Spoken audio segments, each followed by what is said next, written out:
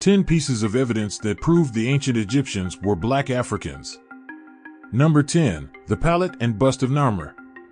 Many scholars believe the first pharaoh was Narmer, also called Menes.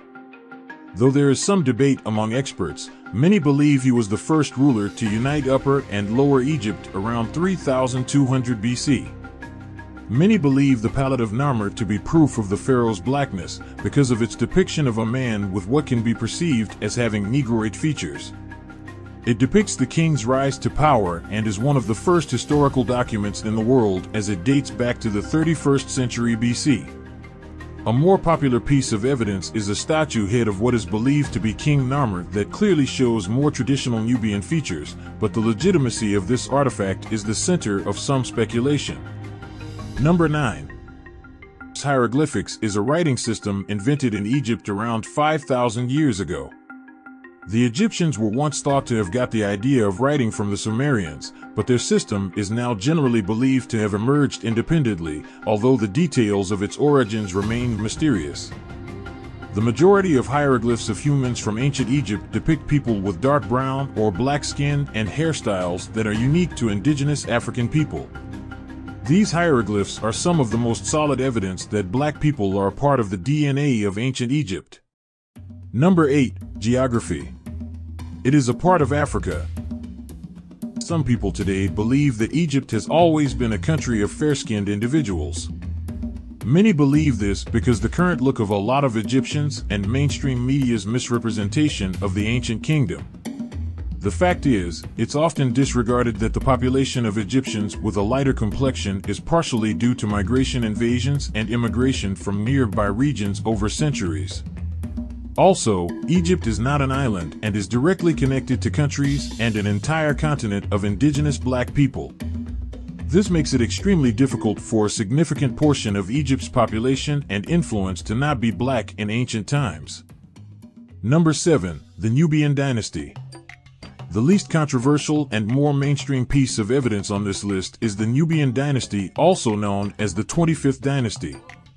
Even if you don't believe black Africans were involved in ancient Egypt's entire history, it is a well-documented fact that they reigned as pharaohs for a period of time, but because of mainstream education and media, many are unaware of this.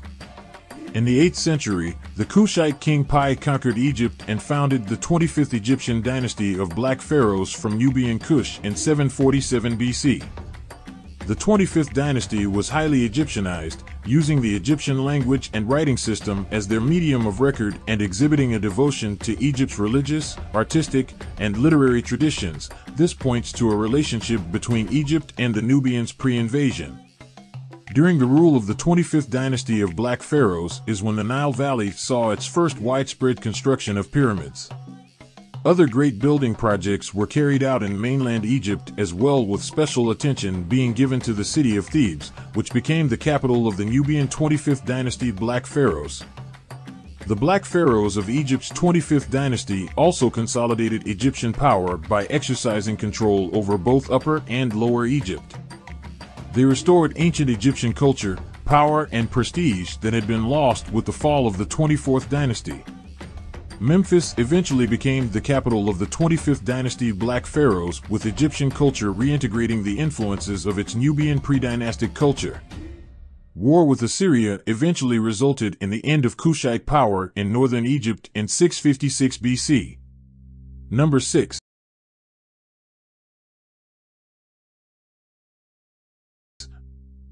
Meherperi, whose name can be translated to Lion of the Battlefield, was an ancient Egyptian noble of Nubian descent buried in tomb KV36 in the Valley of the Kings.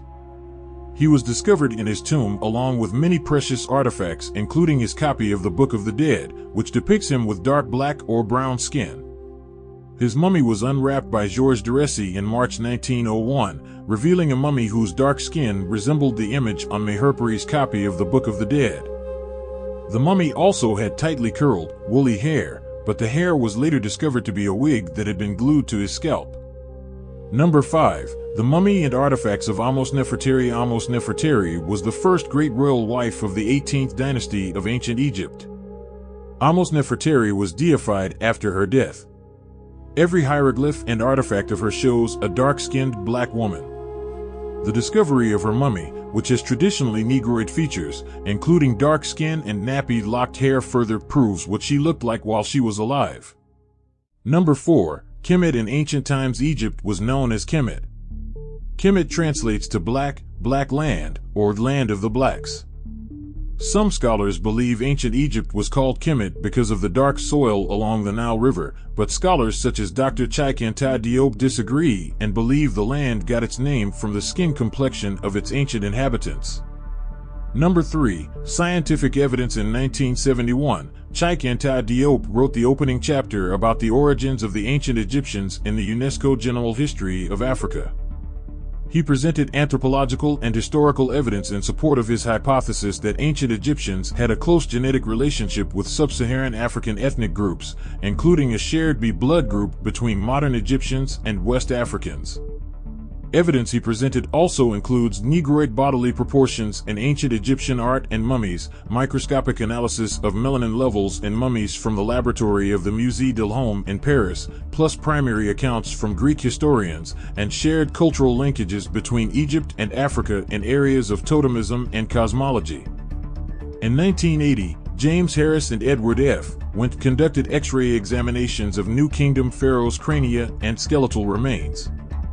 The authors determined that the royal mummies of the 18th dynasty bore strong similarities to contemporary Nubians with slight differences.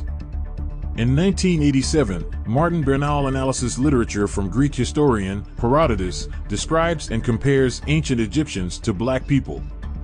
In 2022, an STR analysis was published showing 18th dynasty mummies to have a close relation to sub-Saharan Africans. Number 2. Queen Tiye was the great royal wife of the Egyptian pharaoh Amenhotep III, mother of Pharaoh Akhenaten and grandmother of Pharaoh Tutankhamun. Her parents were Yuya and Thuya. All of the artifacts of her that were discovered, including a bust, funerary mask, and statuettes of her, depict a black woman with dark skin, full lips, and dreadlock-type hair. In 1980, James Harris and Edward F. Wendt did an X-ray examinations of the mummified remains of Queen Tiye. They noted she possessed a craniofacial profile which was most similar to Mesolithic Nubians. Number 1. Amenhotep III artifacts. Amenhotep III, also known as Amenhotep the Magnificent or Amenhotep the Great, was the 9th pharaoh of the 18th dynasty. He is known as one of the most powerful pharaohs of all time. Genetic analysis and multiple artifacts, including statues and paintings, of Amenhotep III prove that he closely resembles a sub-Saharan African and was more than likely a black man. 5 discoveries that prove ancient Egyptians were black Africans. 5. Mentuhotep II artifacts. Mentuhotep II was the 6th ruler of the 11th dynasty. He is known for reuniting ancient Egypt, putting an end to the First Intermediate Period, and becoming the first pharaoh of the Middle Kingdom. The artifacts and hieroglyphics of him that were found undeniably depict a dark-skinned man with Negroid facial features. Mentuhotep artifacts can currently be found in various museums around the world. 4. The Tomb of Nakht. Nakht was an ancient Egyptian official that held the position of scribe and astronomer during the 18th dynasty. His tomb was found in the Theban necropolis. The paintings on the wall of his tomb show dark brown-skinned Egyptians with traditional African hairstyles and features. 3. King Tut artifacts hidden by the media. Pharaoh Tutankhamun is the most famous king of ancient Egypt to the modern-day public. He died at the age of about 19. King Tut is currently most known for ruling at a young age and his remarkable coffin. A wooden painted statue of the young king that was found in his tomb, rarely shown by mainstream media, shows him with dark brown, reddish skin. A life-sized statue of King Tut was also uncovered showing him with dark black skin. But the ancient Egyptians also used extremely dark black skin to represent deification in some cases, so this statue may not accurately represent what the king looked like during life. The bottom line is that the ancient Egyptians that actually interacted with King Tut depicted him with more African or mixed heritage features, which is completely different from the false image that has been promoted throughout the media. If they are lying about the appearance of the most well-known pharaoh that already has images left by his relatives that resemble what he looked like during life, what else could they be lying about? 2. Forgotten African pyramids. Did you know there were and are pyramid-like structures all over Africa, and not just in Egypt? Many of them were destroyed and some of them are still standing today. Many of them served the same purpose as the pyramids of ancient Egypt, also known as Kemet. There is an effort by the government and mainstream media to create a narrative that pyramids in Africa are exclusively an invention and tradition that took place in Egypt, but likely it's a practice that took place all over Africa for thousands of years. The Nubian pyramids are located in modern-day Sudan and were built by the Kingdom of Kush. The pyramids served as tombs for kings, queens, and high-ranking individuals like the famous pyramids in Egypt. Over 250 Nubian pyramids are known to have been constructed, which is more than double the amount of pyramids constructed in ancient Egypt. There is debate on whether the Nubian pyramids are older or newer than the Egyptian pyramids. They are known as some of the most impressive pyramids ever built. The pyramids of Benin City were a series of pyramidal structures located in modern-day Nigeria. The largest and most notable pyramid was known as Oba's Palace, which is thought to have been built for the ruler of the Edo people. The structures are believed to have had a religious and ceremonial purpose. The pyramids of Benin had a similar design to the lost pyramids of Lake Moeris. In 1897 the British invaded and destroyed most of Benin City, which is why their Great Wall, which was longer than China's, and pyramids no longer exist today. Since the city was destroyed by the British, it is unclear when the Edo people began the practice of building pyramidal structures. The Igbo pyramids are a series of pyramidal structures located in modern-day Nigeria. They bear a resemblance to Egypt's oldest pyramid, the Pyramid of Djoser in Saqqara.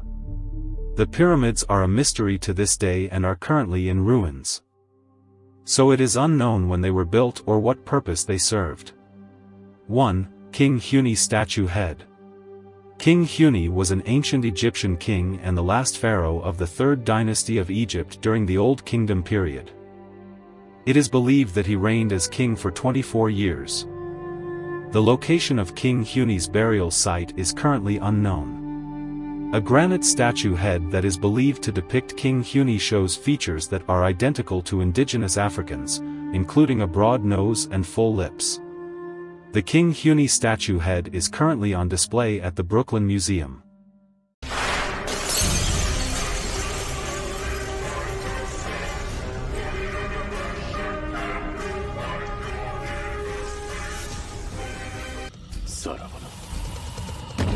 Gati!